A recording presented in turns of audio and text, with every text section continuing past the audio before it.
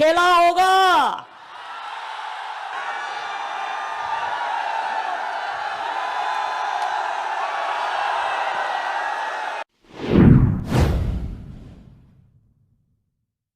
नमस्कार दोस्तों, तो सिर्फ एक चरण का मतदान रह गया है और आज सही मायने में दोस्तों समाजवादी पार्टी का शक्ति प्रदर्शन दिखाई दिया, क्योंकि उसी एक मंच पर न सिर्फ अखिलेश यादव मौजूद थे बल्कि जयंत चौधरी, ओम प्रकाश राजभर, शिवपाल यादव और तमाम जो पार्टी के एक एक दिग्गज नेता थे वो मौजूद थे। और सबसे बड़ी बात, ममता बनर्जी वहां मौजूद थीं।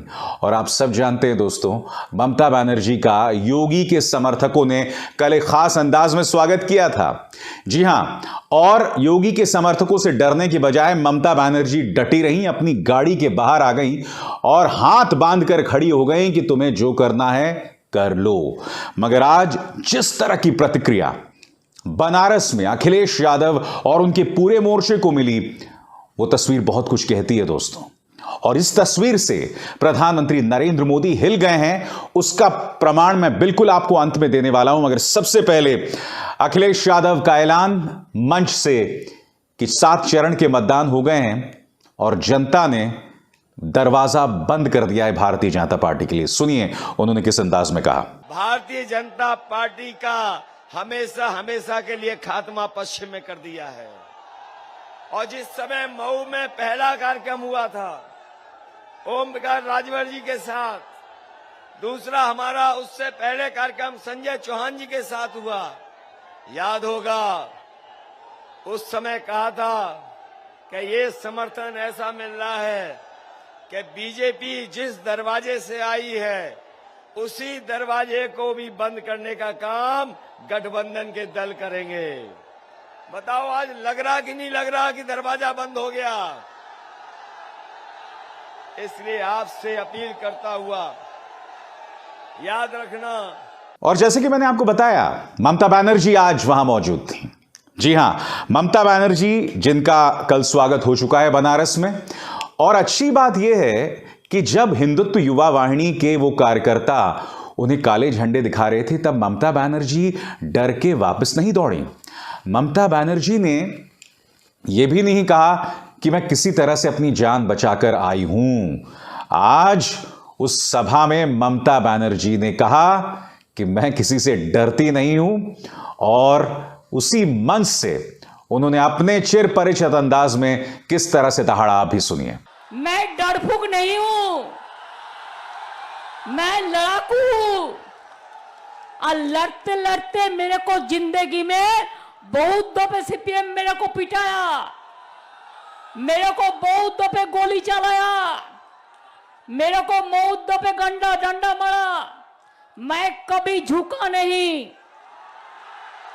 कल भी ये लोग जब मेरे को ऐसा गाली दे रहा था तो मैंने गाड़ी से उतारा और उतर के हम कुछ दफे खड़ा रहा, ऐसा कि मेरे को देखना है तुम क्या कर सकते हो, तुम्हारा क्या शक्ति है हम देख सकते हैं, तुम्हारा कितना साहस है हम देख सकते हैं। तुम तो डरफुक हो, डरफुक।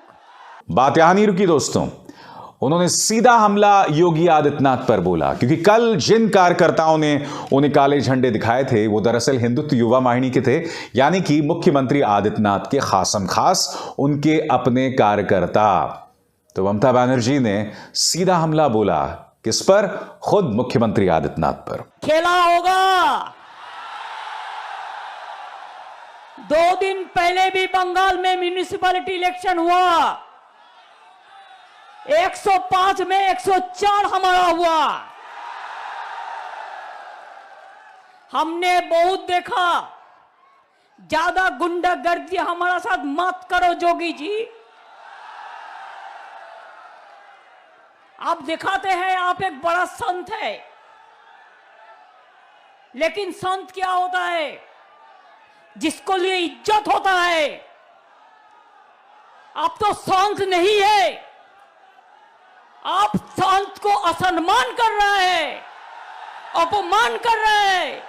दोस्तों, अखिलेश यादव ने क्या कहा मैं कुछ देर बाद बताऊंगा, मगर मैं आपको बतलाना चाहूंगा कि वहीं से कुछ ही दूरी पर प्रधानमंत्री नरेंद्र मोदी और मुख्यमंत्री आदित्यनाथ भी रैली कर रहे थे।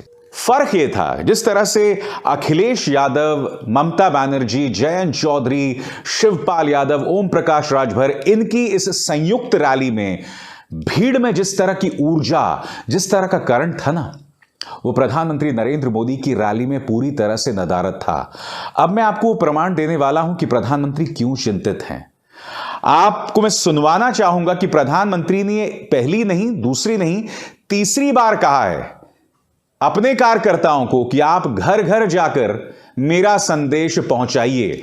कहने को यह सामान्य राजनीतिक संदेश हो सकता है, मगर प्रधानमंत्री नरेंद्र मोदी इस बात को लेकर चिंतित है कि उनके पालतू मीडिया के प्रचार करने के बावजूद अब उन्हें जो वहां भीड़ मौजूद है उनसे कहना पड़ रहा है कि भैया अभी भी तुम घरों पे जाओ, जबकि उन घरों में इनके पालतू मीडिया के न्यूज चैनल्स जो हैं वो दिखाए जाते हैं। फिर भी प्रधानमंत्री को यह कहना पड़ रहा है। सुनिए प्रधानमंत्री की चिंता।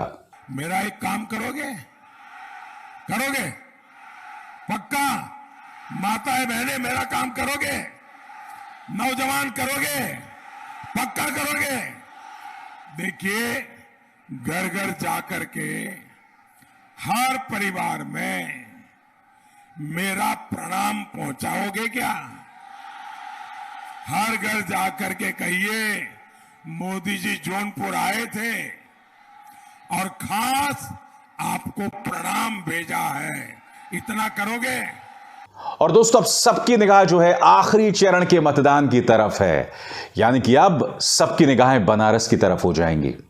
और अखिलेश ने कहा कि अब बनारस की जनता भाजपा का रस निकालेगी। सुनिए। जो मैं माहौल देख रहा हूं, इतना ऐतिहासिक समर्थन शायद कभी नहीं मिला होगा जितना ऐतिहासिक समर्थन मिल रहा है। और याद कीजिए, ये बीजेपी के लोगों ने सपना दिखाया था कि बनारस को क्यूटो बना देंगे। ये बनारस के क्यूटो बनाने वालों ने काशी की इतनी तोड़फोड़ कर दी है, इतनी तोड़फोड़ कर दी है कि इस बार बनारस के लोग भारतीय जनता पार्टी के झूठ का रस निकालने का काम करेंगे। बनारस में एक्शन जो है ना दोस्तों, वो बहुत जबरदस्त होने वाला है और मैं आपको क्यों बताता हूं। पिछली बार 2017 में बनारस इसी तरह से सजा था और उस वक्त यूपी के लड़के यानी कि राहुल गांधी और अखिलेश यादव बिल्कुल इसी तरह से रोड शो कर रहे थे। आज वो एक साथ नहीं है। इस बार अखिलेश यादव के साथ तमाम जो जातियों के नेता हैं जो उनकी ताकत को मजबूत कर रहे हैं, जयंत चौधरी हैं। और अगर अखिलेश यादव चुनाव जीते तो जयंत चौधरी उनके डेप्यूटी भी हो सकते हैं। तो अब पूरा फोकस जो है वो बनारस की तरफ शिफ्ट हो रहा है और यही वजह है कि अखिलेश कह रहे हैं कि अब बनारस जो है वो भाजपा का रस निकालेगी। और वो बार बार जनता से यही कह रहे थे कि तुम भूल तो नहीं जाओगे कि भाजपा ने पिछले 5 सालों में तुम पर क्या सितम किया। सुनिए। बताओ, पैदल पैदल मजदूर चले थे, वो भूल तो नहीं जाओगे? महंगाई तो नहीं भूल जाओगे? और 5 साल हमारे नौजवान रोजगार और नौकरी के लिए इंतजार करते रहे, ये बीजेपी को तो नहीं भूल जाओगे? इन्हें साफ करोगे? ये डीजल पेट्रोल महंगा कर दिया कि नहीं कर दिया?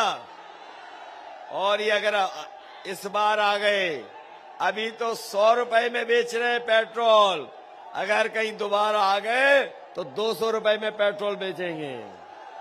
इसलिए सावधान हो कि नहीं सावधान हो? दोस्तों, मैं आपको यह भी बतलाना चाहूंगा कि सबके जहन में यही सवाल है कि आखिर ममता बनर्जी के अखिलेश यादव के राजनीतिक मंच पर रहने से अखिलेश यादव को क्या फायदा है और ममता बनर्जी को क्या फायदा है। तो मैं आपको बतलाना चाहता हूं दोस्तों, यह बात तय हो गई है कि ममता बनर्जी राजनीतिक और राष्ट्रीय महत्वाकांक्षाएं रखना चाहती हैं।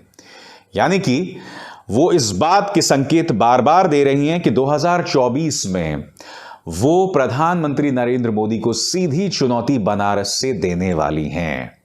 यह बात तय है। इसलिए उनकी अखिलेश यादव से मैत्री जो है वो लगातार बढ़ रही है। आज जब वो लगातार सभा में बोल रही थी तब वो बार बार इस बात पर जोर दे रही थी कि किस तरह से पश्चिम बंगाल ने जो है उत्तर प्रदेश को गले लगाया है। बतौर मुख्यमंत्री उन्होंने उत्तर प्रदेश की जनता की कितनी सेवा की है, वो बार बार इस बात का जिक्र कर रही थी। वो ये भी कह रही थी कि कल जिस तरह से मुझे हिंदुत्व युवा वाहिनी के कार्यकर्ताओं ने रोका, क्या मुझे हक नहीं है बनारस में आके चुनाव प्रचार करने का? वो बार बार इसे एक इमोशनल मुद्दा बना रही थी। यानी कि एक बात तय है, अखिलेश यादव का दामन थामना यानी कि राष्ट्रीय महत्वाकांक्षाएं। मगर आप भी जानते हैं कि राजनीति में कोई भी जो मोहब्बत होती है वो एक तरफा नहीं होती है। अब आप कहेंगे कि अखिलेश यादव को उससे क्या फायदा है, तो अखिलेश यादव को ममता बनर्जी जो फायदा है ना, वो पूरी तरह से सांकेतिक है। मैं आपको बताता हूं, क्योंकि ममता बनर्जी ने अकेले अपने दम पर पश्चिम बंगाल में प्रधानमंत्री नरेंद्र मोदी और उनके पूरे लाव लश्कर को पटखनी दे दी थी। किन किन लोगों का सामना करना पड़ा था? प्रधानमंत्री का करिश्मा, उनके तमाम सांसद, उनके मंत्री, उनके गृह मंत्री, और उसके ऊपर उनकी मीडिया जो गली गली प्रचार करने लग गई थी भाजपा की। जी हां, ममता बनर्जी इसके अलावा सामना किस किस का कर रही थी? सीबीआई का, एनआईए का, इनकम टैक्स का, क्योंकि इन तमाम एजेंसीज ने उन पर निशाना साधा। अखिलेश यादव पर अब तक इनकम टैक्स छापे मार चुकी है, उनसे जुड़े तमाम लोगों पर। अखिलेश यादव के खिलाफ मीडिया खड़ा हुआ है, और यही वजह है दोस्तों कि अखिलेश यादव अपने हर इंटरव्यू में गोदी मीडिया के पालतू पत्रकारों को जलील करते हैं, उन्हें ईमानदार कहकर। अखिलेश यादव समझ गए हैं कि राक्षस की ताकत किस तोते में है। तो अखिलेश यादव जानते हैं कि जिस महिला ने अकेले अपने दम पर पटखनी दी प्रधानमंत्री नरेंद्र मोदी और उनकी पूरी ताकत को, अगर वो ममता बनर्जी मंच पर दिखाई दें तो उनकी ताकत बढ़ेगी। ये एक संदेश देगा प्रदेश की जनता को सांकेतिक तौर पर। और मैं आपको बताता हूं, मैं जब यह कार्यक्रम समाजवादी पार्टी के YouTube हैंडल पर देख रहा था तो मैं देख रहा था कि करीब 25,000 लोग इस कार्यक्रम को देख रहे थे जब अखिलेश यादव लाइव थे। मगर जैसे ही ममता बनर्जी आती हैं दोस्तों, 25,000 से करीब 27,000 लोग उसे देखना शुरू कर देते हैं। यानी कि और लोग जुड़ जाते हैं ममता बनर्जी को लेकर। ममता बनर्जी को लेकर इस वक्त उत्तर प्रदेश की जनता में और खासकर उन लोगों में उत्सुकता है जो बीजेपी को हराना चाहते हैं। इसलिए ममता बनर्जी उस मंच पर क्यों दिखाई दे रही हैं, अखिलेश यादव को उनसे क्या फायदा है, इस बात से स्पष्ट हो जाता है। तो सिर्फ एक चरण का मतदान दोस्तों। अब तक यह तय हो चुका है इन 6 चरणों में कि कौन सरकार बना रहा है, और यह जवाब किसके पास है? बताइए किसके पास है? नहीं साहब, ईवीएम के पास नहीं, यह जवाब आपके पास है। नमस्कार।